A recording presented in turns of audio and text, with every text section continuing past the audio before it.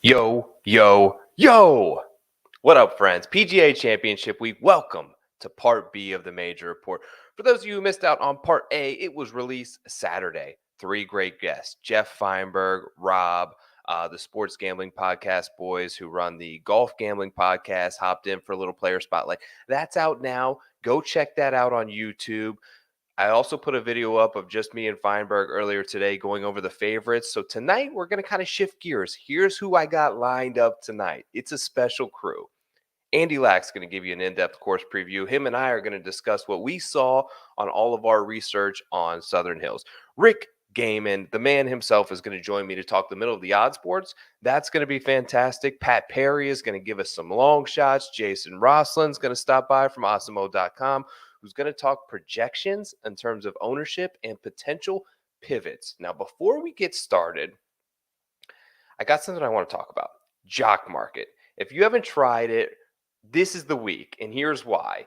I'm going to share my screen here just a second and kind of take you through essentially what it is.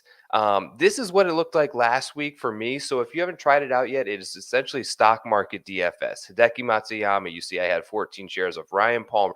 These are all payouts, and they are running a special promotion this week only, a pros versus Joe. You got it. I finished 30th in this contest. I finished 217th the week before. If you're able to beat me in terms of ROI for the week, they're going to add $20 to your account.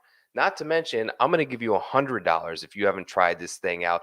Jockmarket.com/Joe, $100 deposit match, and you will get an entry into that contest as well. I'm basically handing you $120. You can cash it out next week if you'd like, but that is my gift to you on this PGA Championship week. Here's what it looks like. Jockmarket.com/Joe. You download the app. The promo code's already punched in for you. You deposit. They match the funds. Okay, now I want to talk briefly about Southern Hills.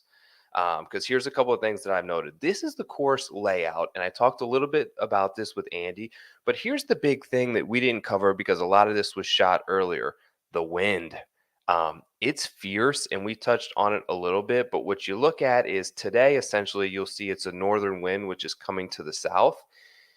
Starting tomorrow, that kind of shifts and it goes back to the north. And Thursday, Friday in particular is bad. Saturday doesn't look great. Sunday doesn't look great. It shifts back to the south. But a couple things to keep in mind. If you look here at kind of how these holes will play out, number 9 right here, number 18 right here, you see these two green complexes. I noted these things are like 15 yards apart, which is unbelievable to even fathom, right in front of the clubhouse there. Those are both going to be playing directly into the wind Thursday, Friday, Saturday. That's going to be a 514-yard par 4 to close. That is directly into the heart of the wind, potentially 45-mile-an-hour gust. That's big. Here's my picks so far. So I released 2 of these with Feinberg. I have an old Patrick Cantlay ticket, which I'm kind of counting, but I want some fresh blood. I took Jordan Spieth last week that I mentioned with him at 23-1. That's all the way down to 18. And my other guy is Hideki. I got that number at 45 last week. I realized that that's crashed a little bit. This is the odds checker grid. It looks like the best available right now is 33. I still like it. The reason that I like these guys is at the Masters, I kind of avoided the narrative of guys just playing great golf. And I think I maybe overthought things and overanalyzed a little bit. They're all playing great. Spieth just got a victory at the Heritage, backed it up last week with a great performance. Patrick Cantlay just got that win sort of at the Zurich, and he's been looking fantastic lately. I trust both of their short games. I trust their iron play right now, and I like their putter. I saw a little bit of positive signs last week out of Spieth. Even though he didn't hole it, it's going to be cringeworthy for Spieth for 72 holes.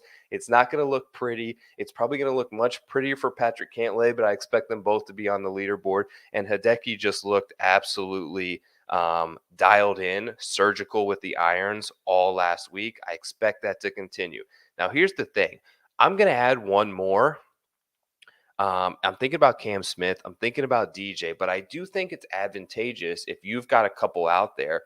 Wait till the tee times drop because with wind in the forecast like this, it's unlikely to be blowing 35, 40 miles an hour for 8 straight hours. Now, they're predicting that now 5 days in advance, but Come that day, there's probably going to be a wave that gets hit with 35-mile-an-hour winds. And as we get closer, we may know more. And one with 15, a la maybe similar to what we saw at the Players' Championship. I mean, this isn't like borderline small tornado force winds. So I want to get a guy with opposite tee time, basically, of the two that I have now. So if Spieth and Cantlay, for instance, are stacked in the morning wave, I may want to look and be the deciding factor in that third pick to someone in the afternoon, just so I don't have all 3 or 4 of my guys in that same wave. I think that's probably a good move for you too. Without further ado, let's get into a little bit of the course. Here's me and Andy Lack breaking down a course preview for you. Enjoy. I got a lot of stuff. It's going to be long. I'll timestamp it all. Feel free to fast forward to the parts that you want to listen to. I appreciate you. Like and subscribe. Thank you so much for checking this out. Here's me and Andy.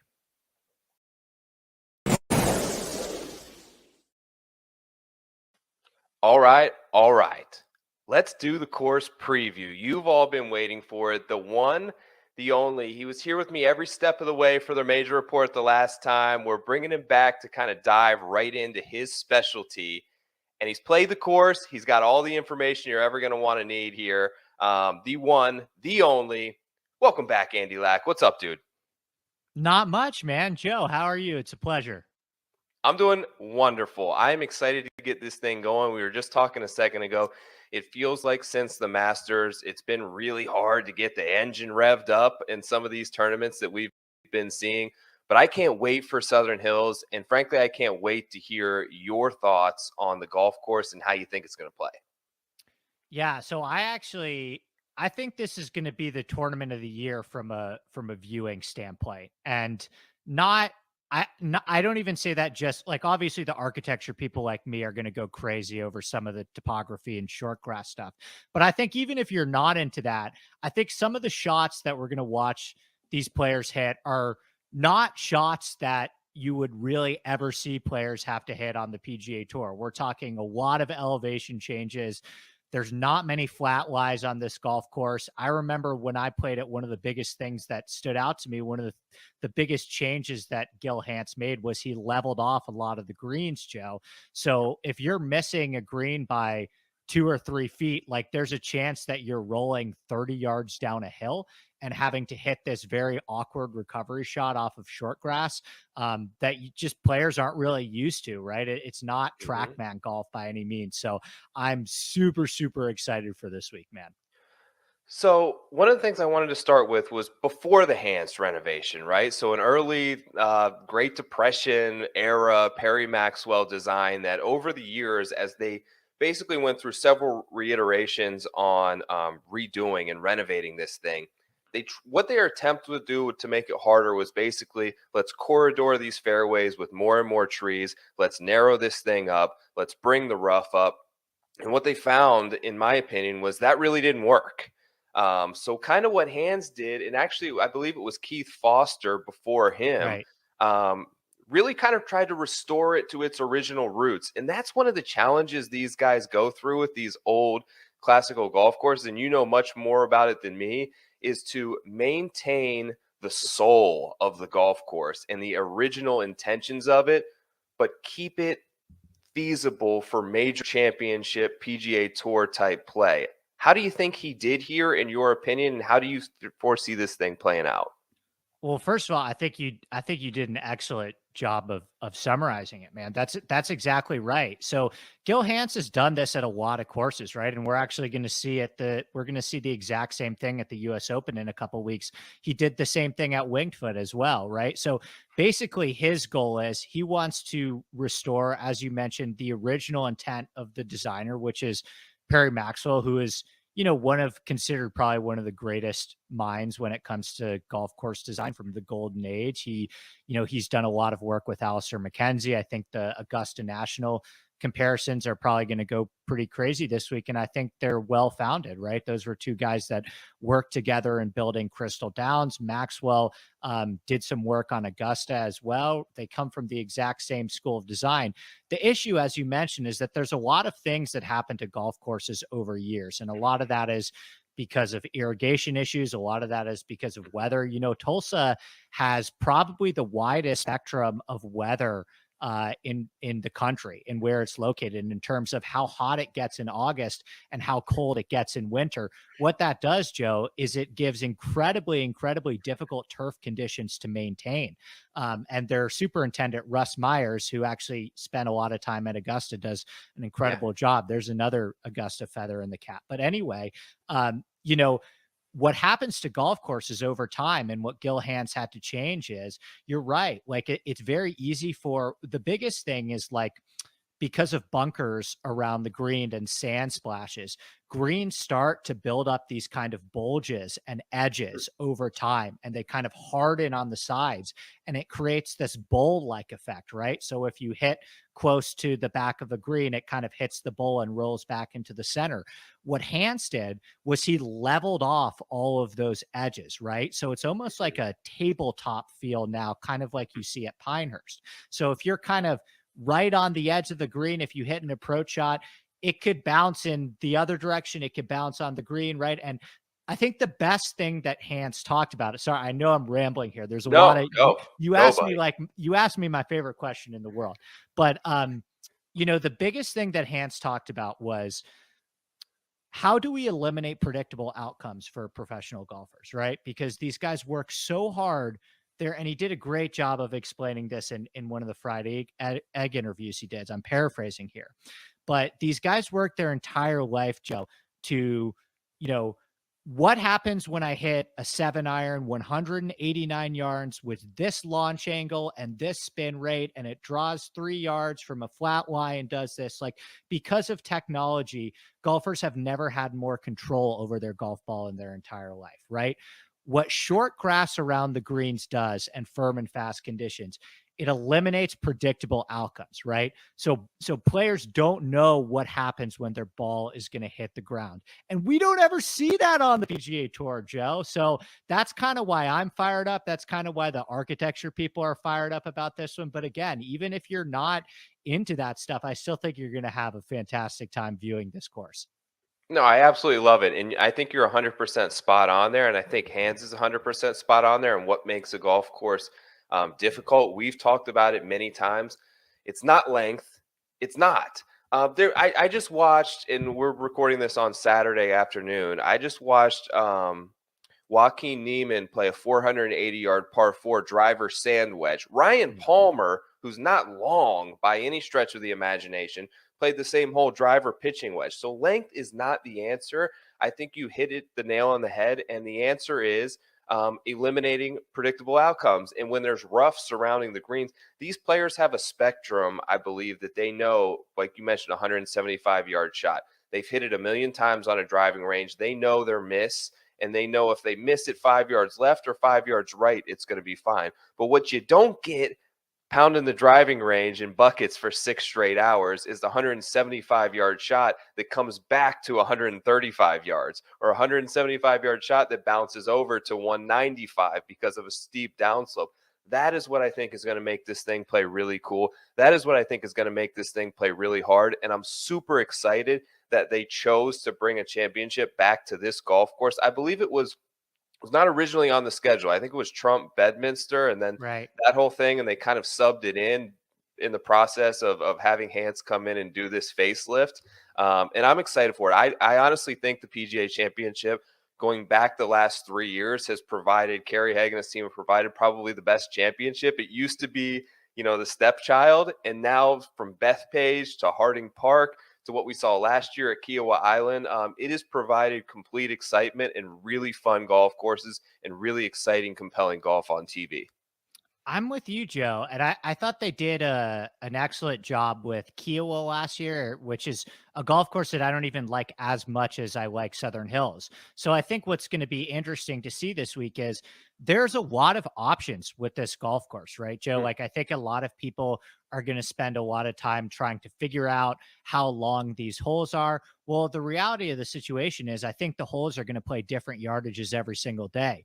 Like the 2 par, and a lot of it also depends on the wind, right? We're getting a southeasterly wind, which means there's going to be a lot of crosswind on a lot of these holes. The people in Tulsa say that's one of the most challenging winds to have on this golf course. So I think depending on the wind, they just have a lot of options on this course, right, Joe? Like 17 is a fantastic 370-ish yard hole, right? But if they want to make that a drivable par 4, they can do that. 10 is another hole where they can move the tee box around. Both the par 5s are over 630 yards. I would be shocked if they didn't move the tees up at least one of those days, especially 13, which would play downwind in a southeasterly wind. And then just on 18, Joe, I probably played hundreds of golf courses in my entire life. I've been playing golf since I was 6 years old. I think 18 might be the hardest golf hole I've ever played in my life at Southern Hills. I can't think of one off the top of my head that's more difficult. And what you mentioned there, I think, is great because the finishing stretch of par 4. So 16 is normally a par 5, correct? And the plan is to From play it as a members. par 4. Am I right on that? You're right on that. Yeah. Okay, so I think it's a great closing stretch of par 4s the more that I look at it, because 15 and 17 are going to be birdie opportunities, and you have the room for excitement. You mentioned 17 could be that drivable par 4, but 16 and 18 are going to be brutes. And especially if we have that south wind, because if you look, 18 heads directly south. So if the wind is heading north, and let's just get right into it right now, very early on in the process, but it looks like I'm looking at Friday and I'm seeing 45-mile-an-hour gusts, sustained winds of 25-mile-an-hour heading directly north. So that 500-yard par 4 that is sort of to that uphill finish is going to be an absolute brute of a finishing hole. Yeah, speaking, I was able to stay in touch with the caddy that I played with there. Yeah. And I've been texting him a little bit, and I asked him about the wind yesterday because it was the first time that it kind of came onto my radar. I looked at the wind forecast, and you look at the gusts, it's like up to 45 miles per hour, right? And steady wind between the kind of 15 to 25 mile per hour rate, especially on like Friday and Saturday and Thursday too. It's absolutely brutal. And he said, the biggest challenge for them right now at the course is going to be, they're not concerned about protecting par whatsoever. I mean, I think that we're probably in the ballpark. I think you're right. The PGA has done a really good job of kind of allowing the golf course to play as it should be and not really worrying too much about the score. We've seen the USGA fall into traps before where they've been so concerned about getting the score to a certain number. And the real trick to that is if you set up the golf course right, you don't really have to worry about target score because it's just going to play the way that it should play. And if a guy wins at -12, it's awesome. And if a guy wins at +1, it's awesome. If anything, what they have to worry about now is they're probably going, there's certain, like an 8, for example, is like a 240-yard par 3 potentially into the wind. Like that, they're going to have, players are either going to have to hit drivers or they're going to have to move the tees up. So if anything, Joe, if I had to make a prediction, right, like I would say, and my caddy said this to me when I played this too, he said, I'd sign for even. And I wouldn't be surprised. I mean, it depends. They may set it up a little. They may move some tees up to make it a little bit more playable, so these pros aren't containing. But I think like if you're asking any player on the PGA Tour who's seen this course if they'd sign for like -4, I think everyone probably would, man. Yeah, so interesting. I listened to a little bit of I read a little bit up on some comments that Russ Myers, the superintendent, made as well. So 2007, when Tiger won this thing, only 5 guys finished under par that week. Tiger won at -8. Russ kind of said, if you're looking for an idea of what this thing's going to play like and going to look like, how about going back a year last year to the senior PGA championship? Alex Checo won -8, same exact winning score, ironically, to what Tiger did. Only 7 guys finished under par there that week. I doubt any of them are going to have to deal with the type of weather conditions if this wind comes in that could very well make even par be an incredible score even more so. Talk to me a little bit about, walk me through the opening stretch of holes, because I always feel like, Andy, when the scoring is really tough and you start to get around 5 to 10 to par, under is going to provide potentially hoisting a trophy. getting off to a good start is of the utmost importance, and they really have an interesting set of holes kind of to begin this. Walk me through maybe like the first 3 or 4 holes as guys come right out of the gate. So this course punches you this course punches you right off the bat. I mean, one is this awesome kind of dog leg curving, it curves, it looks on the camera like I'm going right, but it curves left around the trees. It's a big hole. I mean, they could set it up as 450. They could probably have it play closer to 480 if they wanted to too. But you're teeing off from the highest point of the entire property right below the clubhouse. Yeah. And you have this like big, it's almost like, do you remember the first hole at Riviera where you're Yes. right below the clubhouse and you're kind of teeing off in front of everyone? So I think probably if you're there, that's going to be a really fun scene to watch players tee off one. And it's kind of starts off strong, Joe. Like it's right there. That is a stout par 4. 2 is a difficult hole, right? Both the par 3s on the front 9, Joe, are really, really challenging. 8, and I believe the other one is 5, I want to say, are both really long, challenging par 3s. I think it's going the par 5 on the front 9 too. I mean, I don't know if they're going to move the tees up, but that's not a birdie hole. I mean, the par 5 is not a, it's a 3-shot hole. Yeah. And the wedge is going to be tough. 7 is a really tough hole. And one of the great things that Hans did was he restored a lot of the creek. So like now on 7, the creek is completely in play.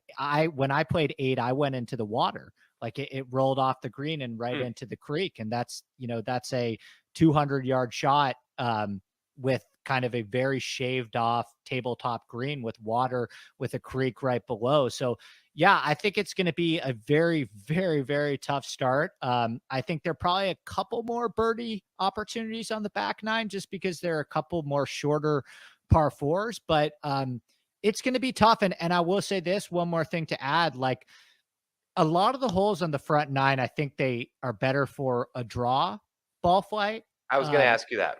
Yeah, I think 1, you definitely want to be hitting a draw. 2, 3. Yep. 7, you could make a case for. Both the par 3s, I guess, depending on the wind. But yeah, that was something I was thinking about a little bit more, which makes sense, right? Because a lot of that, like, Augusta favors a draw, like a lot of Mackenzie's courses favor a draw. And Maxwell kind of has a lot of the same thinking in that respect. Yeah, it's interesting. It looks like 5 as well, depending on where you go, definitely moves right to left. I was laughing because I'm imagining like that's such a, as being a guest there when you were a guest, it's always such a nervy like opening tee shot when the first tee is right by the clubhouse there and all the members are looking down at you and you've got to hit one from the top of the hill there. But yeah, I think it appears to me, and I'm glad you brought that up, is that it does sort of favor a draw. And I think some of it may even go back to like that age of a player, when he's sort of designing this versus this new age golfer that we see that predominantly always hits a big high cut. The majority of the guys at the top do now. There's still some guys, of course, Rory, there's still some guys up there that will hit that high draw, which I think could be advantageous, particularly for players like that who want to jump out to a quick start. Yeah. And, I like, for example, Augusta favors a draw as well. And I think maybe there are a couple more holes that it's tough to tell whether this one is more predominantly than Augusta, but you get a player like Collin Morikawa who, he's talked about it before and said, the first couple times that I played Augusta, JT said something along these lines too. I was told that I kind of need to hit a draw, and it kind of got in my head, and I tried to hit shots that I'm not usually comfortable hitting. And then, I kind of just this time around, I went back to saying, you know what, I'm just going to play the golf shots that I know how to play. I'm such a good iron player that whether it comes in from the left and cuts 5 yards or draws 5 yards, like I'm still going to be fine. And what do you know, Morikawa finishes 4th at the Masters. So I don't think it's a situation. I think it definitely helps. Like you're right. A player like Rory, Hovland hits a really, really nice high draw with those I mean, he could work it both ways too, but, but I don't kind of think it's a deal breaker, right? Because you're right. A lot of the top guys, Brooks predominantly hits a cut. Rahm predominantly hits a cut, Morikawa, right? So, a lot of these guys, I think they're going to have a lot of uncomfortable shots, right? Because Yeah. it's not a flat golf course. There's undulation everywhere. Yeah, and we say that, and I kind of even want to walk it back a little bit. Like, there's really one hole on Augusta anymore. I feel like that you have to hit a draw on 13, but like even two anymore, like you can hit it if you hit it high enough. You can hit a cut in there. Like you can hit a cut on 10 at Augusta anymore, even though they have that hard jet leg out. Of course, it helps. And I think it may widen some of your landing areas in terms of the amount of room you can roll out if you hit that certain ball flight. But I think anymore, these guys are so long. I want to ask you about the real defense is going to be around and on the greens. Are we expecting Augusta National type undulations on these greens? How fast do you expect them to be running? Are we looking at lightning quick speeds? Are they big? Are they small? Are there various unique hole locations they can put this on? As a person who's played the course, give me a little insight on the greens. Yeah, so Maxwell is famous for the undulations and kind of the subtle internal breaks that he creates on the greens. They're called Maxwell rolls. I think Augusta is a good comp. These greens are Okay. smaller than Augusta. These greens are like around 5,200 square feet. Augusta's, I think, are around like 64, 65, and they actually play smaller than they are, Joe, because, if you're not hitting it dead center in the green, there's a very good chance that you're going to kind of roll off, kind of like you see at Pinehurst, right? So these are very, very small greens, and they're undulating too. I mean, one mistake that I think people are going to make this week that I think is that I've been struggling with as well is like, how do you simulate? How do you project? How do you model? We're focused on gambling and DFS, right? Like, Yeah. how do you project how players are going to be around the greens and putting here? Because this isn't like chipping at any other PGA Tour course. The shots that you're going to have to hit and the putts that you're going to have to hit, there's no real way to simulate it. So I spent a lot of time looking at how players have done on and around the greens at Augusta. I think Augusta is, in terms of kind of the subtle internal breaks, I think Augusta is really good in, again, these are smaller greens than Augusta, but I think there's a lot of similarities there in terms of the chip shots off of short grass you're going to have to hit. And then I'll give you another really good one, Joe.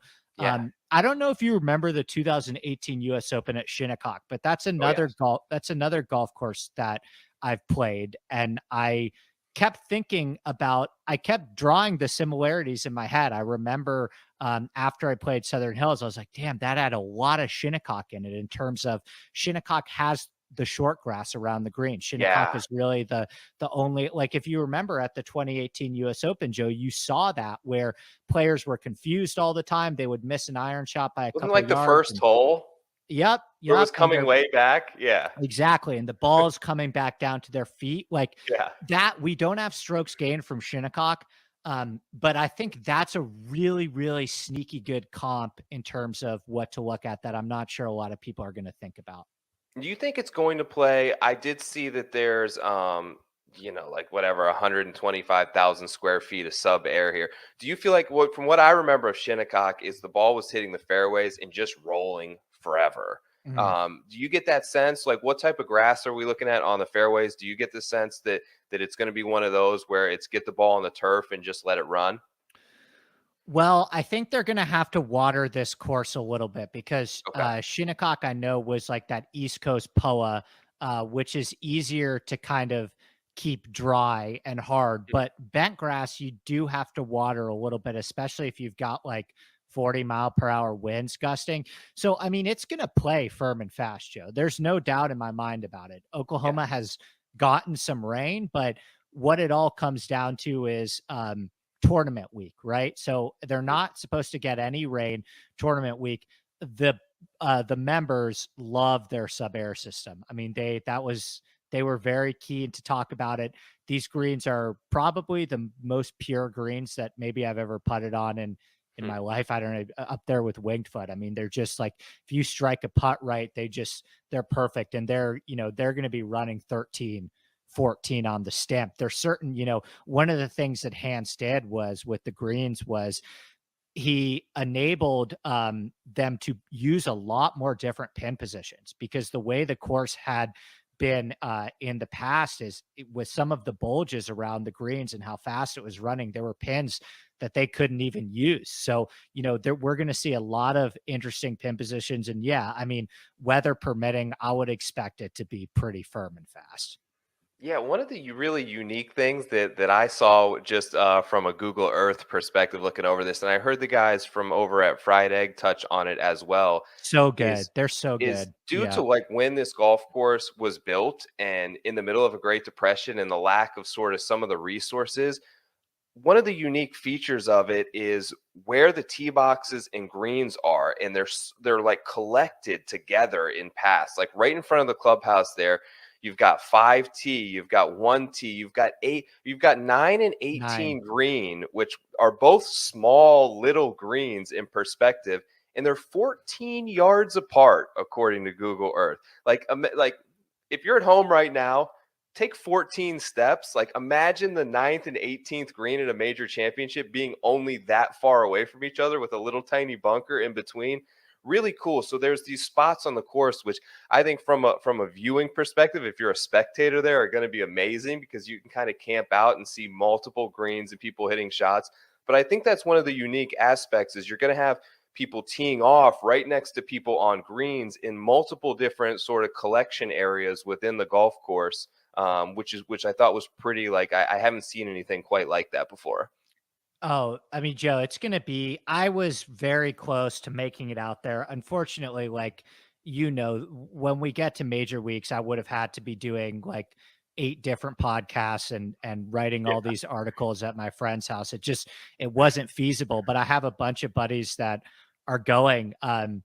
I think it's going to be for a spectator. I mean, it's just such a beautiful, regal property. Like you drive up there, and it really looks the park. It's kind of the pinnacle of the old school classical American parkland golf course, where not a blade of grass is out of place. It's got a beautiful clubhouse. They've got this giant, like, great clock tower sitting next to the driving range, which they use as the logo too. But yeah, man, I think it's going to look awesome on TV. I've already heard some of the rumblings from our guy Rick at CBS about all the drones that they're adding this year, and Oh, cool. man, it's going to be super super fun to watch. I'm going to let you save some stuff on the course because I know the Inside Golf podcast by the time you're seeing this has already come out, and you're going to do just an even deeper dive into everything that is the golf course. But I want to ask you real quick before I let you get out of here, just kind of what you're thinking about the board. Like you don't have to give me a player per se. You can if you want, but I want to know what type of player that you are looking for. Like what are the strengths that you're looking for in a player that you think are going to indicate some success at a course like Southern Hills? Well, I think the 2 barriers of entry are approach play and around the green. I think you could probably make a case that this more so the degree of difficulty on the approach shots here and the degree of difficulty on the recovery shots here are greater than any other course that we're going to see all year. So I think if you're just looking to dumb it down big time and look for players to cross out, if they're not in form with their irons right now, and if they do not have a good short game, that's probably an easy way to eliminate some of the players. I will say one thing that I'm looking at that Yeah. I don't know is going to be talked about that much, but Southern Hills it's not an incredibly long golf course for a lot of, I think a lot of people think, like, I've seen 7,500-yard scorecards. Like I think it's going to play closer to the 73-ish range, especially with firmer fairways. And, the fact that there are all of the yardage, Joe, really comes on these long par 5s and Hmm. these really long par 3s. But you actually look at the par 4s, and 8 of the par 4s could measure under 450 yards. And now that there's more room off the tee, there's going to be a lot more players hitting drivers. So you're going to have a lot of players hitting shorter iron approaches in. Now, that doesn't mean those are going to be some of the hardest short iron approaches you're going to see like in the world. Like that doesn't mean it's going to be easy by any means, right? These are really, really small targets and you have to hit to these small pockets. But, one thing that I was kind of using to help me, dig down the board a little bit deeper for some farther guys is like, are you good inside 150 yards? Right. Because I think there's going to be there's going to be maybe 6, 7, 8 holes where you're going to have a short iron approach. And not to mention the fact that the par 5s are going to be 3-shot holes, probably at least some of the days. So I think that inside 150 range is going to be really important this week. And I don't know if a lot of people are going to talk about that because on paper it looks like a long golf course, but that might be a way to help you kind of find some guys and differentiate a little bit. Yeah, I haven't really heard anybody mention that yet. So that's a good point. So approach play, creativity, ingenuity, good hands around the greens. Do I hear you telling me Spieth's going to get the Grand Slam this week? It's starting to feel that way, man. I mean, there's a lot of buzz around him, rightfully slow. He's won on Colonial, which is another Maxwell design. He's won at Kapalua, which is another course where there's a lot of undulation and rolling topography and uneven lies. Augusta obviously is probably the biggest comp that you want to look at. He's on the short list for sure. I mean, right now we're recording this Saturday afternoon where he's just lighting the Byron Nelson on fire. And I've got a bunch of group chats just going crazy right now, getting their Spieth bets in. So he's on my short list. There are a couple guys, man. I Xander, for example, he who's been awesome at Colonial, awesome at Shinnecock, awesome at Kapalua too. A lot of those courses. I was so ready to write him off, and then he birdies like 8 holes in a row to make the cut and is lighting it up today too. So I mean, there are a lot of guys that you can make a really good case for. But yeah, Spieth's definitely on the short list. It's funny because myself included, saw this new pre-shot routine that Spieth has started to implement, and we're like, what is going on in his head? Like something is horribly wrong. It's working. He's not only picked up distance off the tee, which Colt Knost mentioned that he's like really putting it out there now. 1, 2, 3, 4, 5, 6, 7 straight tournaments gaining on approach after losing the previous 7 of 8. I'm pretty certain he's going to gain strokes on approach at the Byron Nelson as well. So certainly looking good. Won't be shocked if he's a very popular pick come early next week. Yeah, he's leading the field on Saturday afternoon. He was leading the field and off the tee, which is like, what if Spieth's leading the field and off the tee and he starts to figure out the putter? He's going to be super dangerous. And I think the one thing I will say is that with Tiger in the field, I don't think that him winning the Grand Slam will be the number one story. I mean, him playing this well at the Byron Nelson, it'll certainly be a top 5 storyline. But I still think Tiger may be able to suck a lot of, plus the live stuff. I mean, Greg Norman's supposed to announce some more live stuff that week. Maybe that sucks a little more air out of the room. So yeah, I think it's all kind of setting up pretty nicely for Spieth. I don't think anything can dampen this party next week for me. I've been looking forward so much to a difficult golf course. I've been looking forward to Southern Hills. I've been looking forward to par being a good score, and I think we're going to get all that stuff and more at the PGA Championship. Andy, thank you so much for joining me. Inside Golf Podcast. How many shows you got lined up this week? 1 or 2? 3. Sunday show. Betting show Monday afternoon with Jeff Feinberg, and then Tuesday afternoon a full DraftKings show with Cody Dubose, who's won a cool $500K in DraftKings over the last couple months. So that's going to be a blast too. Not too bad. And the articles as always come out on rickrungood.com. Check those out as well. Fantastic stuff from you once again, my friend. Best of luck next week. I'll talk to you soon, buddy. Cheers, Joe. Thanks, buddy. Good to see you. See you, pal.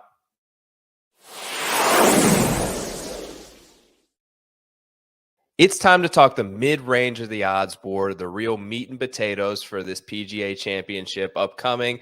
Here to join me for this segment, the one, the only, a recurring guest here on the Major Report. I'm psyched to have him back. You know him as Rick Run Good, the one and only Rick Gehman. How you doing, sir? I'm doing well, Joe. How about yourself? I'm doing incredible, man. I'm glad that you came back to join us. I'm excited about this mid-range. First off, before we get too started, what are your feelings? I know we're still about 10 days away here when we're recording this. What are your early thoughts on Southern Hills? It's going to be awesome. I honestly, the restoration that Gil Hans did to the original Perry Maxwell design, like they use the hills, right? Like Southern Hills, it makes sense. Let's use the hills. And there's going to be a lot of shots that, players don't control once they hit the ground, and the way that these fairways camber towards creeks and the way that they've kind of shaved down the greens, like they're going to be small. It's going to be tough. I know the guys have been out there, and I've talked to a couple of guys who have already played it in advance. Like it's going to be hard. It's going to be challenging. I'm very excited for it. I hope we get a good weather week. You've talked to guys who have been there. That's why we have you on here for the remainder report. So 15 years ago, this course was a little different. But that year when we saw the 2007 PGA, only 5 players finished under par that week. When they had the senior PGA, which was last year after the redesign, only 7 guys finished under par this week. Do you think we see something similar? Actually, both tournaments ended with -8 being the winning score, ironically. You think we see something similar next week? And how does that maybe affect how you sort of handicap this mid-range of like guys 30-1 to say 60-1? Yeah, you got to start to think that par is going to be a good score a lot of the time. And some of the guys here that are able to avoid bogeys, some of the guys that are either kind of elite short game specialists or are just going to be able to, hit it to the middle of the green, take 2 putts and move on every single time. Like those are going to be 2 very valuable attributes. And at least for what we normally see from this section of the board, this is the area of the board that disproportionately wins compared to their odds. And with the competition that we have in the industry now, like I am fairly excited about this section because you should be able to get some really good guys, and it's not crazy to go out and see any of these guys win. We're not talking 200, 300, 400 to 1, right? We're talking about the middle section of the board, which is much more likely to actually find a winner.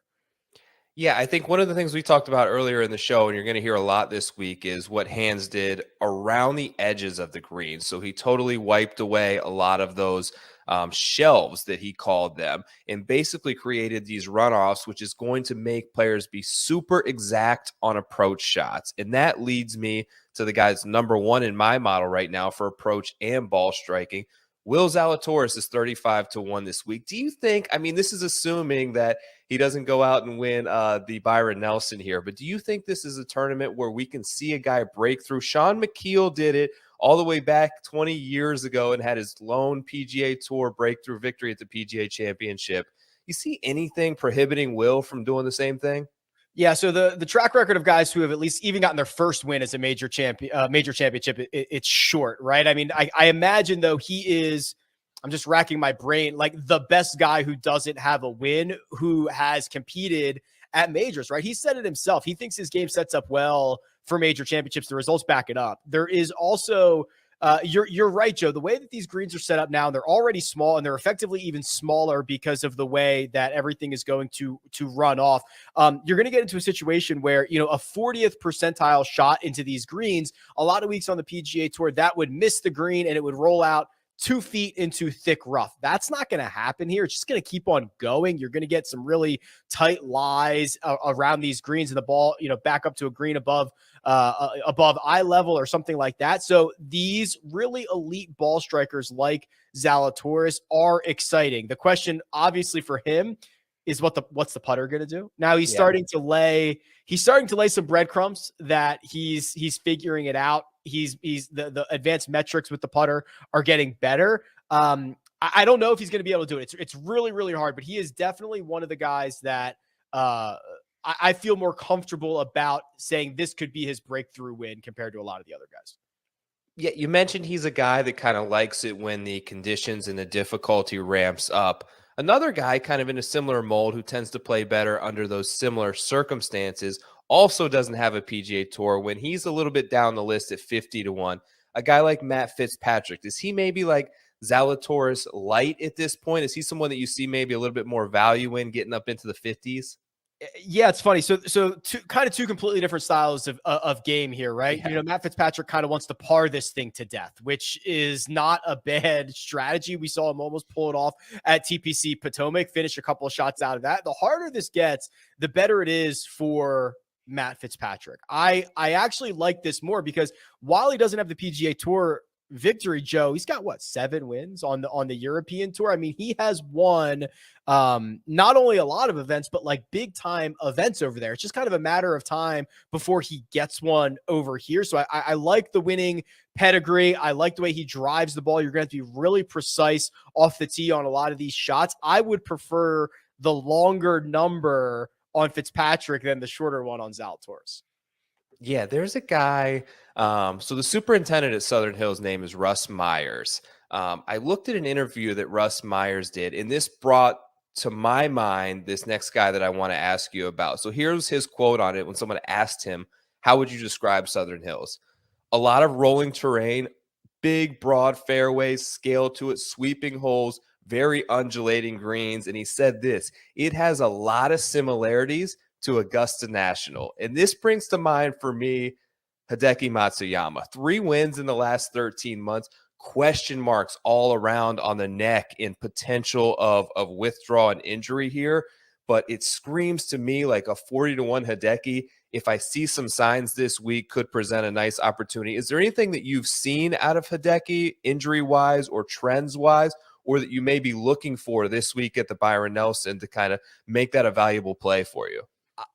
I just want to see 4 rounds. Really, like if I see 4 rounds from Hideki at the Byron Nelson, like let's go, because he has been statistically one of the best players here in 2022, and that doesn't even count his Zozo Championship victory at the end of last year. When you start looking at the profile of golfers that should play well at Southern Hills, you mentioned the Augusta National comp, but little small greens that play even smaller, and then you get his elite ball striking. He's been a much better putter, and the thing that I hate what people do about Hideki is they say he has a bad short game.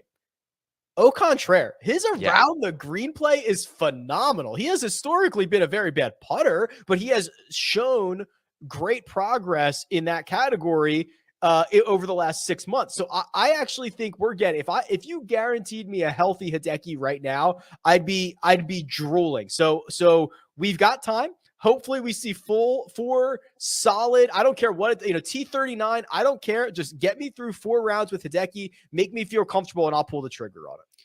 Yeah, if he has a great week this week, I would imagine that number drops off the 40 a little bit. Just imagine, I think all the people are going to sort of see a lot of the similar things that we see there.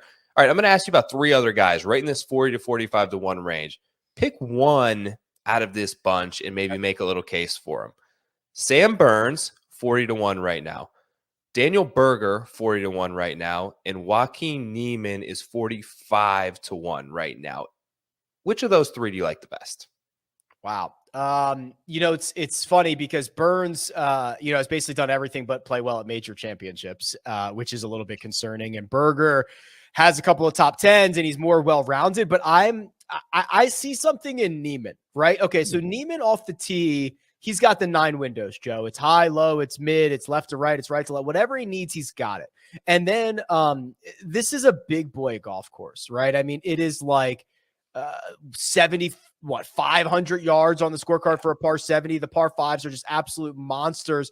You got to be able to hit your long irons, which is something that Niemann can flush. It reminds me a lot of Riviera, where it just demands that you hit a bunch of long irons into all of these greens. And then what I think people don't realize about Niemann is he's a very, very good putter. It hasn't been as good recently, but there have been 9-month stretches where he's been a top 10 putter on the PGA Tour. So I really like the way his game sets up. I think he carries a lot of confidence, a lot of momentum from that big time win at Genesis. And now he gets a crack at a major championship that probably sets up really well for him. Like, that's probably my favorite out of those 3. Yeah, I like that. He's plenty long off the tee, like you mentioned. He's a shot maker, right? He can move the ball at different trajectories, different ways. He can fade it. This course apparently, from what I've seen thus far, requires maybe a little bit more of an edge to a player who can play a draw. But like you mentioned with these sort of runoffs and the comps to Augusta, and a lot of people make those same comparisons to Riviera where he won. the around the green game, and he's been a little bit streaky in this department, but when he's good, he's really good and got incredible touch. I'll tell you the thing that I've heard from guys who have been there in the last couple of weeks, the same word, it's options. This course gives you options, Joe. There are a lot of ways to play every single hole. And for creative guys, that's good. For thoughtful guys, that's good. And guys that can hit a lot of different shots, that's good, because everything might not go according to plan. You get yourself a little bit out of position. You can at least hit a different shot that might not be your normal stock shot. So when you think about Niemann, who can work it all different ways, hit a bunch of different types of trajectories and all that stuff, like it gets me really excited. Yeah, Joaquin Niemann 45-1 on DraftKings Sportsbook right now, the weekend prior to the week of the PGA Championship. So a good number there on Niemann. How about another guy I want to ask you about it? 55-1 right now. What a roller coaster this guy has been on lately. It's Tony Finau. So plus 8.2 on approach at Mexico. Everyone thought he's trending in the right direction, then lost almost 8 strokes on approach last week at the Wells Fargo. Which Tony Finau do you think we get next week?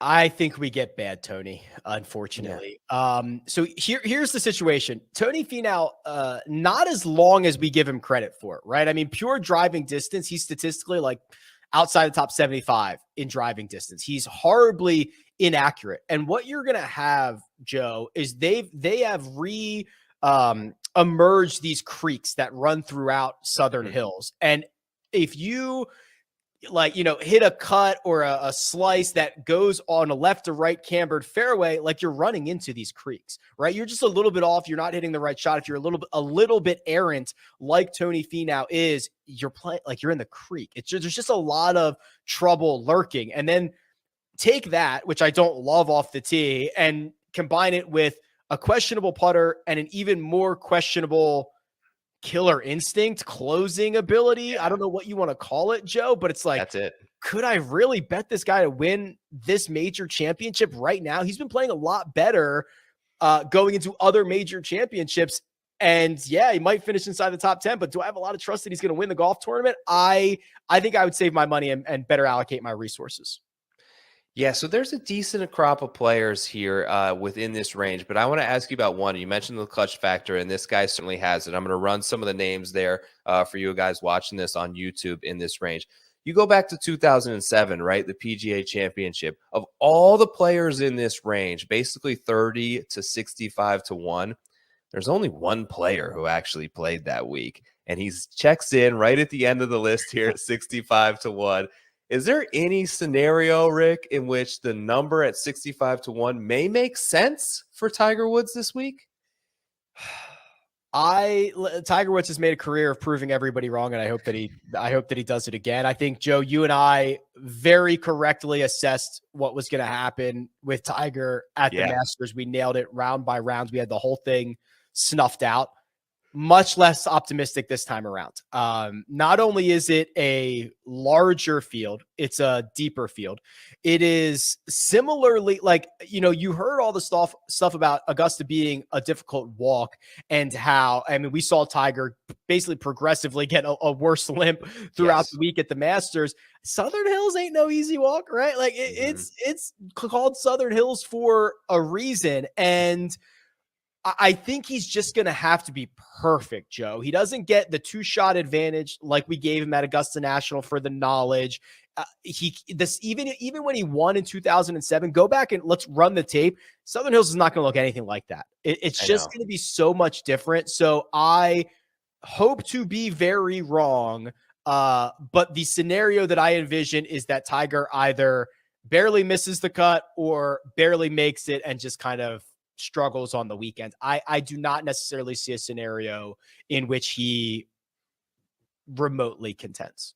Yeah, I kind of sit on both sides of it because I see a side of it where I'm like, yes, there's the restoration, but it's the same golf course. It's the same holes. The routing is very similar. They've changed some bunkers. They've done some greens. But on the other side, like there was the one par 5, which he was driver 7-iron into every day. There's nothing he's going to be remotely close to driver 7-iron on the par 5s this week. So he tore this course apart to the point where they said, we're not coming back here anymore. And had it not been for, the PGA basically admonishing Trump Bedminster, I believe, which was supposed to host this year a couple of years ago, and bringing Southern Hills back into the fold with the help of Gil Hands here, they may have never brought a major championship back. So I do see that part of it too, where it's a little bit of a different course. I hope that he plays well again. I think that there's a good chance that he does make the cut once again, like the Masters. But I think I'm with you in that I can't see a scenario where he's in even the top 15 heading down the stretch on Sunday. Yeah, it's just, just look at the fields, right? What was the Masters? 89 and the bottom 20 don't matter, right? Like, you know what I mean? It's just such a deeper field. And yeah, I would be so impressed. If he finished T21, I'd be unbelievably impressed. I hope I'm wrong, but I don't think that's what's going to happen. Favorite pick in this range, 35 to like 65 to 1. If you had to select one guy and take it to the counter out there in Vegas, who are you going to go with? Yeah, I'm real on Hideki. I'm very big on Hideki. He is, the only concern is health. And if that's the case, and we get kind of 4 healthy rounds, and it's been some time since we saw him at the Masters, like, okay, that would make me feel more comfortable. But he is not being priced according to his advanced metrics. He's not being priced according to the gains that he's seen with the putter. He's not being priced as an elite iron and wedge player like he is. He's being priced with guys that don't have the winning experience or the stat profile that he does. And it's all because of this lingering injury thing. So if we could just get some type of positive, healthy status or view of Hideki at the Byron Nelson, I would be super thrilled about it. I would agree at this point. I think that's the value play in this range. Assuming that he's healthy. I appreciate you coming on, buddy. So the host of the 300 Yards to Unknown podcast, the host of the CBS Sports First Cut podcast, who does have the rights next week. So we'll stay tuned there to make sure you have a lot of good stuff. And the founder of RickRunGood.com. Thank you, as always, Rick, for joining me on the Major Report. I'll talk to you soon, buddy. Thank you, Joe. See you, bud.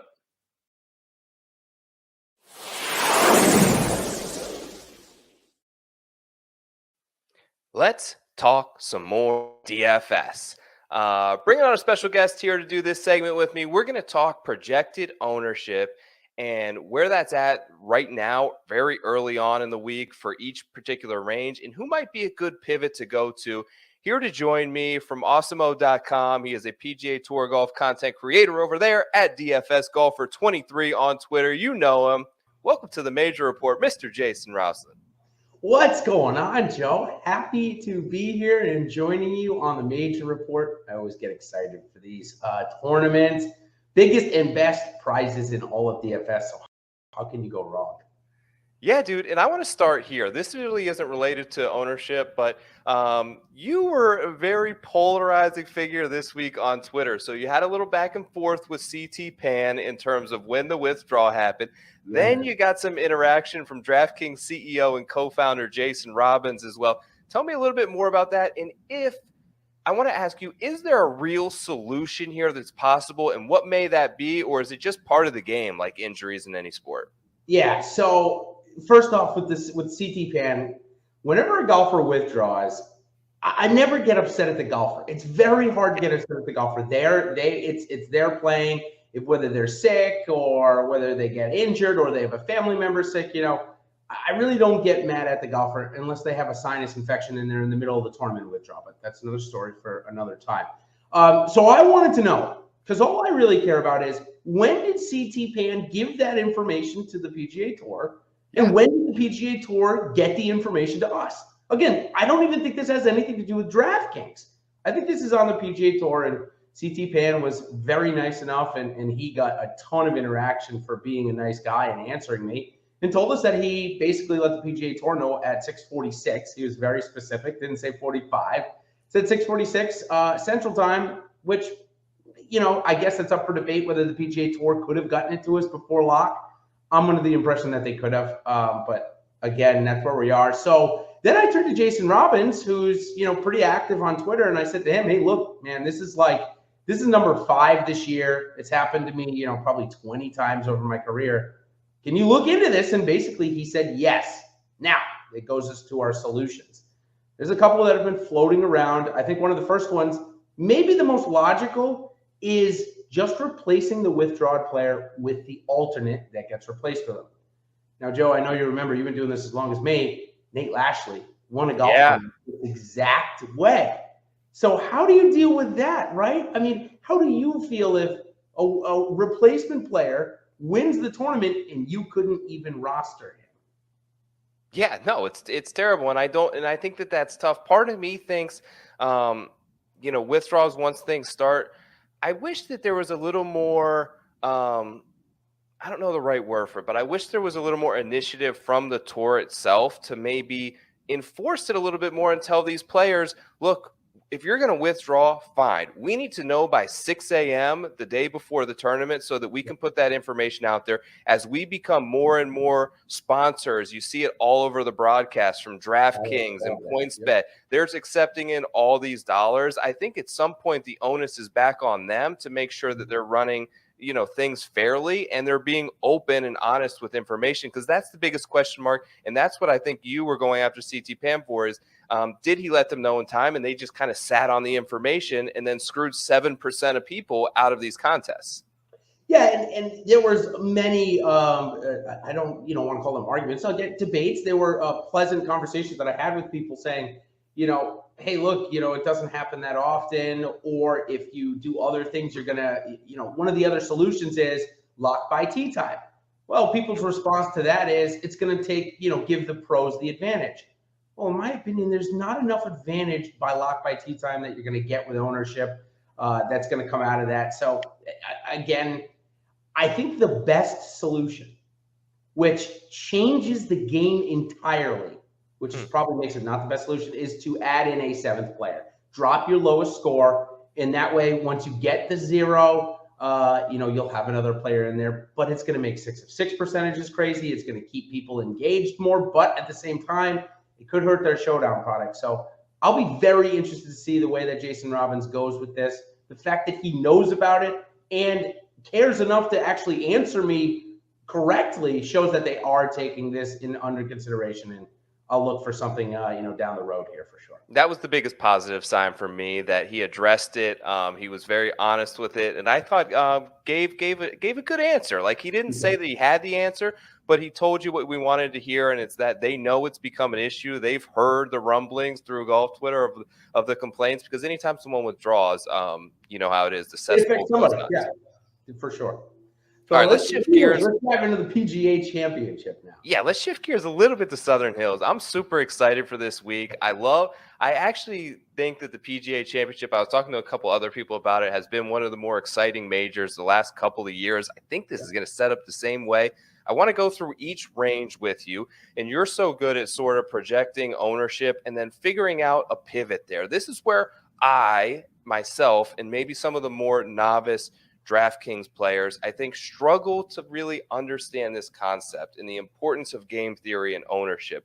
So talk to me through the 10K range here. We've got Scotty Scheffler at 11,400. John Rahm also cracks the $11,000 mark at 11,200. Justin Thomas, 10,700. Colin Morikawa, 10,400. And Rory McIlroy comes in at $10,000 flat. Who do you think, and granted, I know we're a week, prior to this thing starting, so I'm kind of putting you on the spot here. Who does your gut tell you is going to be the highest owned, and who may be the best pivot?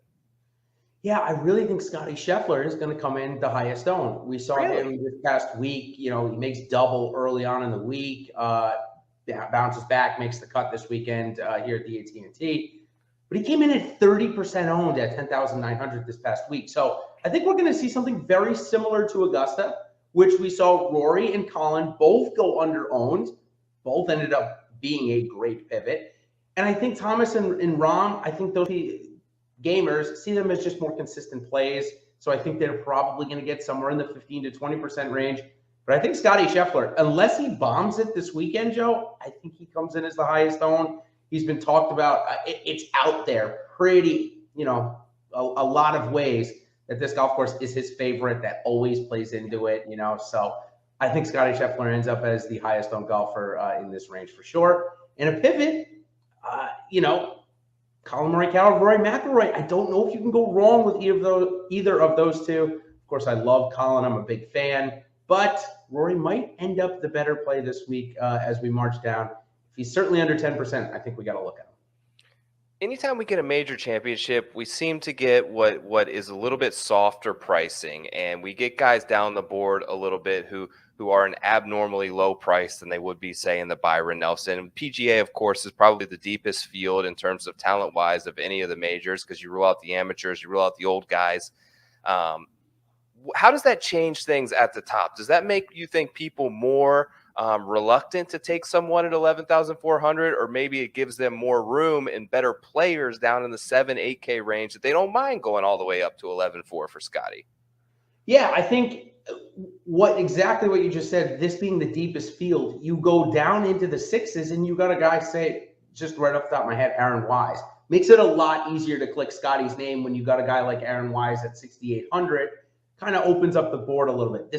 I think this major, more than any, you could find those values. So that's why another reason kind of going to why I think Scotty Scheffler ends up as the highest owned.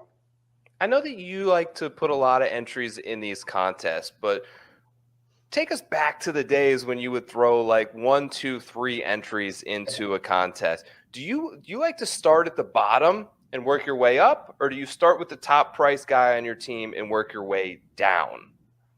It depends on the event, but if it's an event like next week and I got, my guy who's playing great golf and Jordan Spieth, I'll just click his name first and we'll go from there.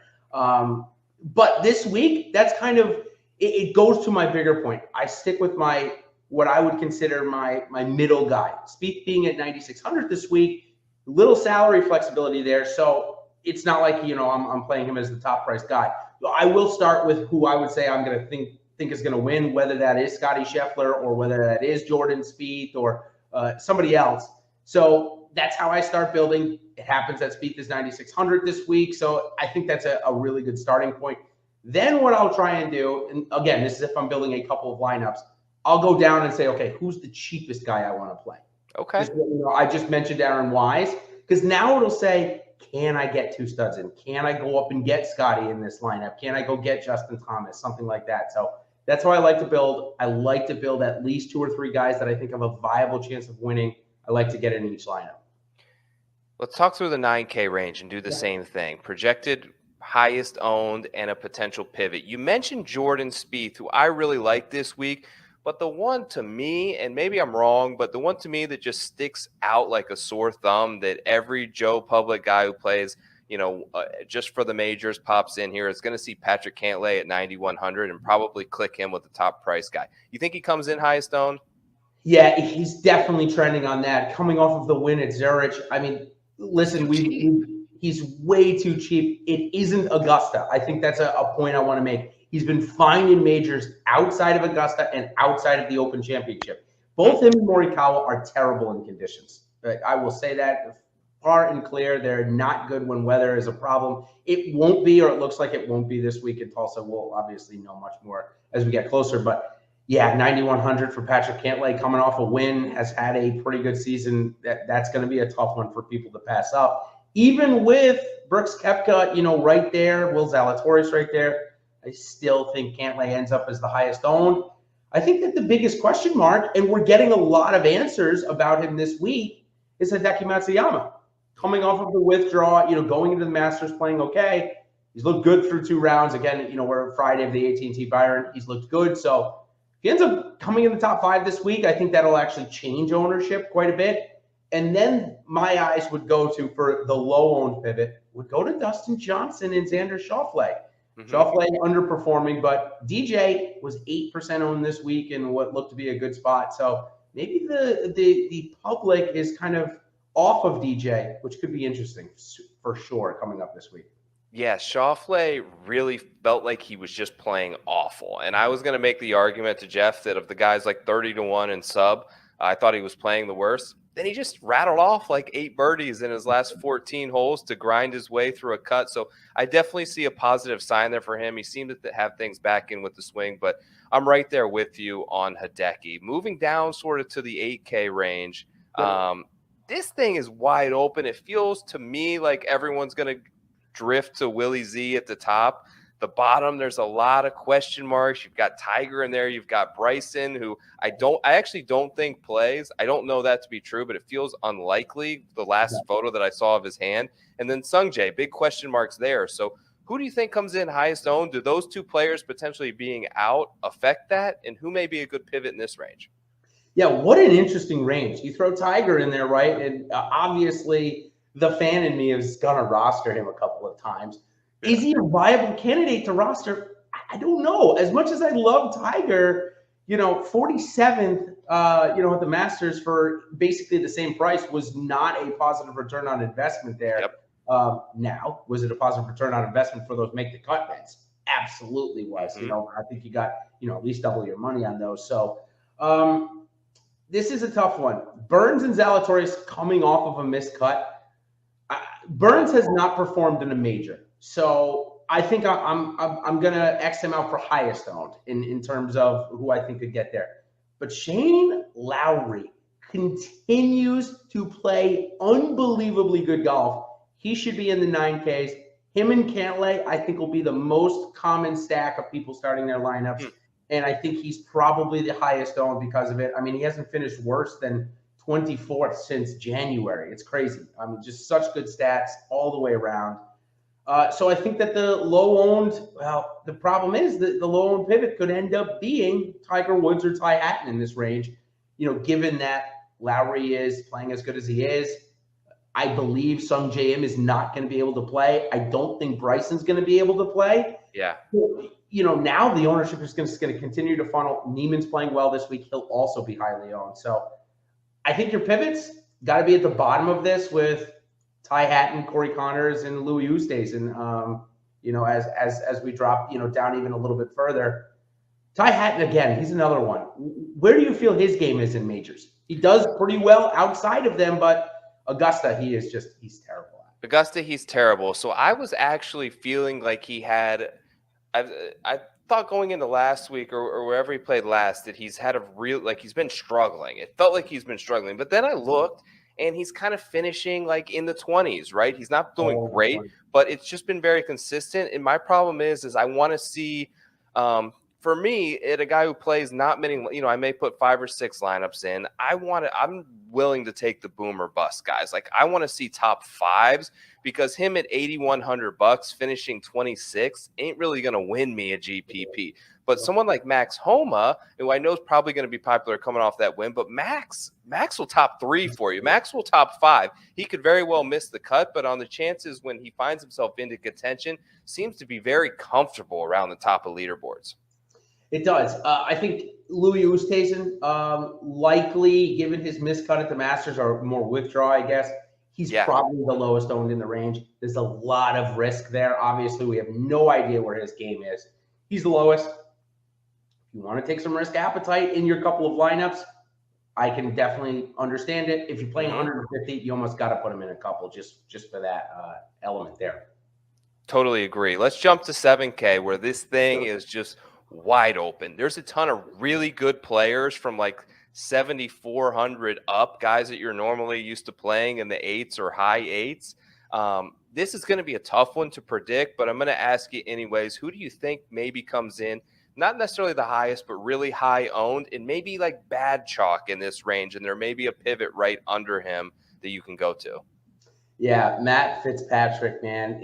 This guy, he's one of those when he gets below 8,000, people love clicking his name. Yep. Coming off the tie for second place too at Wells Fargo, people are going to just click it even more. So I think Fitzpatrick could end up as one of the top 5 highest owned on the slate. He's actually had a pretty good season strokes gained wise, so I can understand it. If I had to say though, if we could pivot to somebody right in his range, that's probably not going to go as highly owned. Adam Scott has had a pretty decent season. I think with Tony Finau also there and the high stud of Cameron Young at 7,600. Right. I think Adam Scott and Mark Leishman, those two guys from Australia, and Tommy Fleetwood, throw him in there too, probably all come in around 10%, whereas Cameron Young and Matt Fitzpatrick, maybe even Tony Finau are probably plus 15% at this point. Yeah, there's a couple of guys as we move our way down. I just kind of want your opinion on this. So it looks like it's going to be about a little over 7,500 yards and play as a par 70. Immediately, like to me, you just think like it's going to be for, we got to play bombers. But it's not really like length really isn't the thing on the PGA Tour as much as it is. Like you look at a long par 4 and what you think they may hit, it's usually way less, even for a guy like Russell Henley or someone like this down in the low range. Do you think a lot of people may rule out guys like Henley who maybe aren't as long off the tee, which may provide sort of an advantageous spot of leverage for guys who aren't going to pop in your driving distance models? Yeah, and I think in addition to that, Russell Henley probably going to come in pretty low owned relative to his more medium-term form. Obviously, it hasn't been great lately, but before that, I mean, from Sony Open through the middle part of this season, he was in the top or on the first page of the leaderboard almost every single week. So in terms of the distance, he struggles with accuracy off the tee a little bit, which maybe concerns me a touch. But at 7,200, pretty good value there. I can't expect, he's going to be over 10% owned, especially when you got, Maverick McNeely sitting right there, a couple of other guys that are pretty good too. So, yeah, he might come in as one of the higher owned guys at 7,200, I guess. But there's, Harold Varner, who's playing great all as well, is right there, who's also performed in majors too. So, yeah, like we said, it is pretty wide open in the sevens. And what I think we see more so, especially with the PGA Championship, ownership spread relatively thin across all of these guys because there are so many and they're all of pretty good caliber talent. So I don't see any huge standouts. Maybe Henley and Varner would be the two that I would say might be a little bit higher owned than everybody. That's a good point on it being a little bit more spread at the PGA, just the depth of the field and going right into the 6K. Like this can be the range that wins you $1 million. If you could pick one of these guys that finish like 7th or 8th, you're going to have a pretty damn good lineup if you can get 6 to 6 through. Who sticks out here? You mentioned Aaron Wise. I think that he's a great play in this range, maybe a little bit popular. Anyone else you think maybe a little bit potentially overlooked who you think sets up well for Southern Hills? Okay, so overlooked. I think for me, the easiest way to find an overlooked player is to look at the highest owned. So I think that Cameron Champion, Aaron Wise, as well as Mito Pereira are likely going to be 3 of the highest. Mito coming back off the back injury looks good through 2 rounds. If that keeps up through 4, people are going to love clicking Wise Pereira. It'll be a huge stack down there. Then Cameron Champ, back-to-back top 10s coming into the week. Obviously made the cut this weekend, so we'll see what he does. If he ends up in the top 10 again, you can see probably 10% of the field click his name.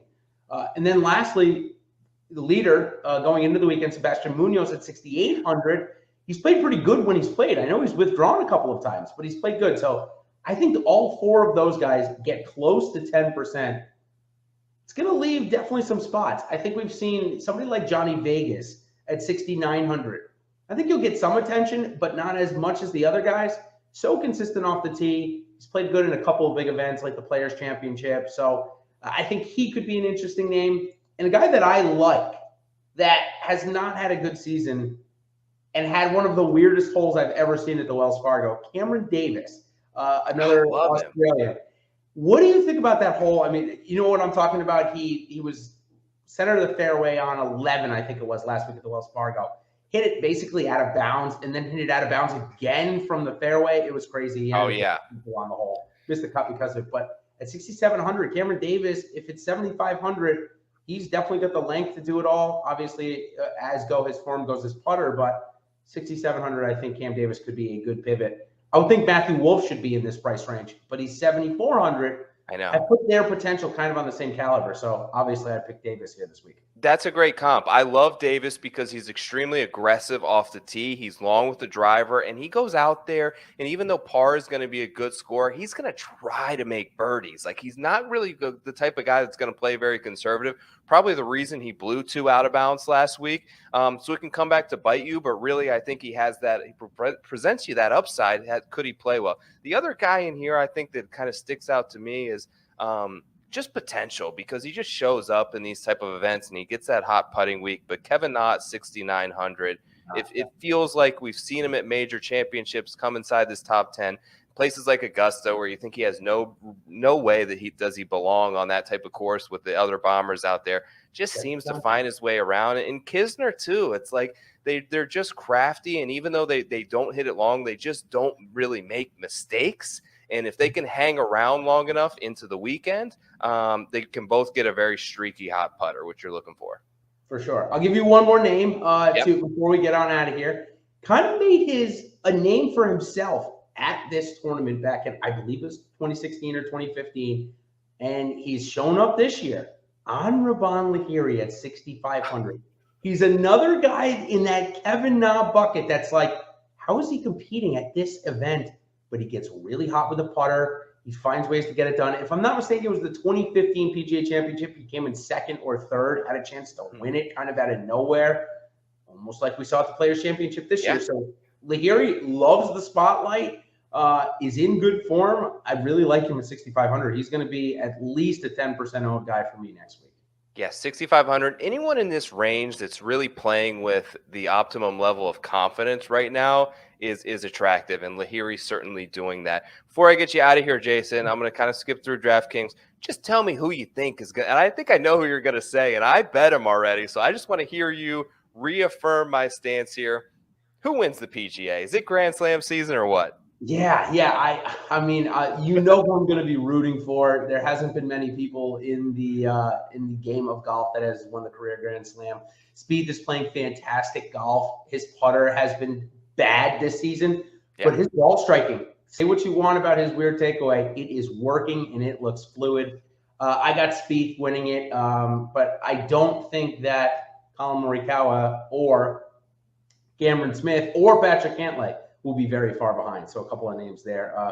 Cameron Smith, I think, will be a good discussion as we go forward as well. Yeah, he's good because I don't feel like many people are going to talk about him at all. I was talking to somebody earlier, and it seems out of place when you're looking at him right there at 22-1. But really, you're looking at Scotty at 11-1, and he's not that far off. Like, Scotty doesn't hole that thing out on the third hole at Augusta, and that could be totally different. And all of a sudden, we're looking at Cam Smith with 3 big-time wins this season, and just setting up great. So it was that little shift in momentum that maybe changed things, but he's this close, and I really do think he does belong. It just kind of sticks out. Like, he has so many other names, Vic and Spieth and Cantlay and these other guys right there. It's hard to make that bet. For sure. Totally understand. So yeah, and it would be Spieth for me if I had to pick one off. What do you got planned this week over at Awesemo? Tell the people where they can find you. Yeah, certainly. I post most of my stuff through the Twitter, so at DFS Golfer 23. But I will be on my Live Before Lock show with Ben Raza. The dude is a genius. I love talking with Ben every week. We're gonna be there at 5 o'clock on Wednesday, based off of NBA playoff stuff. So probably around 5 o'clock on Wednesday. And other than that, my weekly written stuff, I do an article each day, Monday, Tuesday, Wednesday. They're all free, covering something different. My sleepers article this week will cover all of the last 8 to 10 Millie Maker winning lineups. So if you want to see some trends, come check out that article. And Joe, thank you for having me on today. This was awesome. Very good stuff. You and Ben, two of the sharpest game theory guys out there in terms of DraftKings. So make sure to check that out Wednesday night right before lock. Jason, thanks for joining me, buddy. Take it easy. Thanks, y'all. Appreciate it.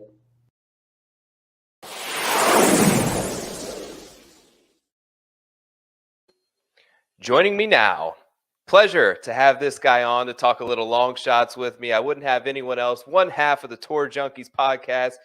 You know him. It's Pat Perry. Welcome to the Major Report, Pat. How you doing?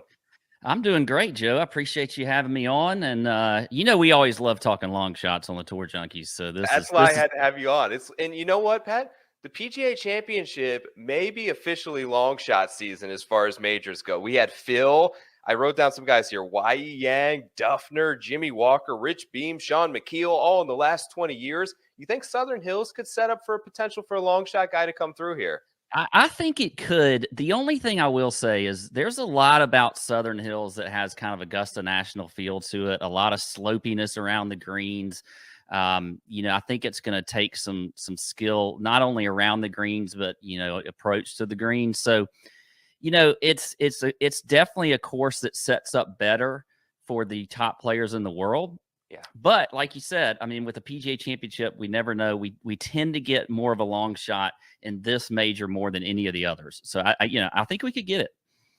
Yeah, part of it is, the depth of the field here. Like we get a lot more players. We don't have the amateurs, full field type of event. I do think I agree with your take there that it has some similarities to Augusta. And I think it plays harder, which would theoretically, bring the favorites a little bit more advantageous. But I'm just going to bring up the board right here, Pat, over at Odds Checker, and we'll kind of go through it and just tell me anyone that you got your eye on here early for Southern Hills. Starting at like 80-1, you got Abe Answer, Adam Scott, Day, Fleetwood, Casey, Woodland, Kokrak, Leishman, Patty Reed is there if you want a little Augusta comp.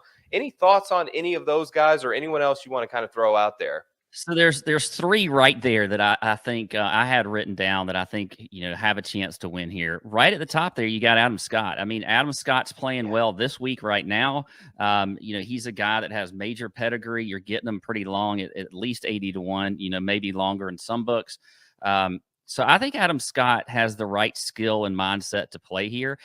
One thing I think you'll hear a lot about this week is this course is going to take some patience, and it's going to take, the guys that, are kind of level headed out there. I'm not saying John Rahm's not going to win. I know he can blow up or whatever, but still, a guy like Adam Scott with his experience, I think has a chance to win this. Right below him, Jason Day. I mean, we kind of written off Jason Day, over the last couple of years just because of the way he'd been playing. But lately, Jason Day's showing up. I mean, he really is playing well. He's a great scrambler, which, he's been that way his entire career. He's great out of bunkers. So I think Jason Day is another one that could be a potential here. And I'll let you comment here, but I got one more. I think Jason Kokrak. Kokrak played really well at the Masters. He was top 15. He's won at Colonial, which the same designer at Colonial also designed Southern Hills. So, I think there could be some similarities there. Smaller greens. So Jason Kokrak to me makes a little bit of sense right there. Absolutely. If I had to pick one of those three that you mentioned, I'd probably lean Adam Scott the most. There's 80-1s out there now. You may catch 100-1 next week, but you mentioned the Augusta comp. You mentioned he's putting it really well, and he's just he's surgical with his irons. So like in a course that is going to demand you hit small surfaces, the greens are already small, but I think they're going to play even smaller. He's just fantastic with the irons, and I think sets up great here. The other guy that I kind of had my eye on is Gary Woodland, and I always loved Gary, and he had this great run sort of through Florida there. My fear is a little bit of the amount of bunkers and the amount of short game that I think is going to come into play this week. But I think if you can catch 100, 120 on a guy like Woodland, it's a decent number on a guy who can present some upside and winning potential. I agree. And, you're definitely going to have some length here on this course, but yeah, but also long iron play. I'm going to really look at the guys that are maybe proximity 175 plus or some stat just to give me an idea of who are the guys that are great with their long irons. Gary Woodland's pretty good there. He's probably going to be, in the top third of the field with his long irons. Yeah, a couple of moving down, like a guy that was really popular this week who may have burned some people, in Taylor Gooch. You've got Cam Young, who we know is going to be popular. There's still 110-1s on there. Is this a spot where you can see a guy maybe break through and get his first PGA Tour victory? Do you put any emphasis on that in guys who have done it before and the added pressure of a major championship? Or is there guys that are ripe and just ready to go? I think, you mentioned, some of these, kind of long shot winners that we've had in this event. Well, some of them have been like first time winners, just out of the blue, or maybe it was not the first win, but it was, they never really had a big win before it. So I think you could get a guy like Cam Young, who's been playing fantastic this year, that just breaks through this week. I mean, Taylor Gooch has had a win on tour, but he could also, he's another guy that could really break through with a major. I mean, he's been knocking on the door all year. So I think Taylor Gooch is another one in that same kind of light, even though he has won before. Yeah, there's a collection here of guys who have concerns, but also have a ton of upside. Like a guy like Sergio, just from a ball striking standpoint, feels like he could be a good value, but there's concerns. Justin Rose, there's concerns. Keegan, he's playing great, but you have those concerns with the putter. Matthew Wolff is full of as many question marks as you want to imagine. Is there like when you stake these sort of long shots, are you staking them differently than you go for at the top of the board, or do you try to balance everything evenly in hopes things will end up level at the end of the year? Yeah, I tend to kind of balance it out for me. Me too. You know, I think that's just the way I've typically gone about it. So yeah. By the way, if I got to mention real quick, Billy Horschel up there. Now, you know, I'm a Bulldog. I've got my Bulldog hat on. Yep. But Horschel always seems to go overlooked to me. You know, he's just a guy that he's great around the greens. You know, he's a good putter. You know, his irons have gotten better this year. So I think Horschel, if you can get him at like 120, 130 to 1, he's interesting to me. Absolute grinder in Horschel. And I think Yes. that you mentioned patience. I think that that's going to play a big factor this week. There's going to be times you make bogey. It's going to be a little different than what, you know, these guys have seen where par is going to be a pretty good score. I think this tournament plays tough. We've had great finishes in this tournament. I think it's been the most exciting major of the year, the past 2 years in my mind. I think that we get that again with Southern Hills. Kerry Hagg's done a great job of sort of setting this thing up and really rewarding the guy who plays the best. And believe it or not, that was Phil Mickelson last year, like 250 to 1. Some guys had eyes on. Anyone that you see just, all right, I'm going to say a guy in the twilight of their career that can really have a resurgence. What comes to mind, like right here, is like someone like Bubba, someone like Sergio, someone like maybe you know, just moving down the list here. There's Phil at 175. Does he have any chance this week? What do you make of Phil Mickelson back in the field? No, I don't think he has much of a chance at all. As a matter of fact, I would expect those odds to be a little bit longer than that. Yeah. I mean, he wasn't even playing that well before, you know, all the, you know, crap hit the fan anyway. So and before he wasn't playing that well last year. No, so I don't really expect much out of him. I think if you're looking at like, you know, twilight of their career, you mentioned, I think Sergio probably has one of the best chances of a guy in that, you know, in that part of his career. You know, maybe Bubba. You know, Bubba's a creative player. Bubba's, you know, a guy that, you know, obviously plays well at Augusta National. So if we want to comp that, then, you know, you can't just ignore Bubba, and especially at long odds. I wanted to ask you, so what I do is I look at I see this thing par 70 playing 7,500 yards, and I'm like, wow, that thing is long. Like it's gonna take bombers. And what I always do is what's long to me isn't long to these guys. So whatever I think, you know, a 480-yard par 4, whatever, I'm like, that's going to be driver, and I have an idea of what clubs they're going to hit next. It's always like 2 clubs less than that, even these shorter hitters. So given the length, do you think some of these guys, Christian Bezaden, who your boy Kisner, Brian Harmon, Russell Henley, these types of shorter, you know, not up there in driving distance, do you think they can still compete in a week like this, given the yardage on the scorecard? Does that matter to them, length? You know, I think it matters, but I think this course, first off, we don't necessarily, I mean, it may say 7,500 yards, but we don't know where they're going to put the tees on a lot of these holes. So I think that makes a difference as well.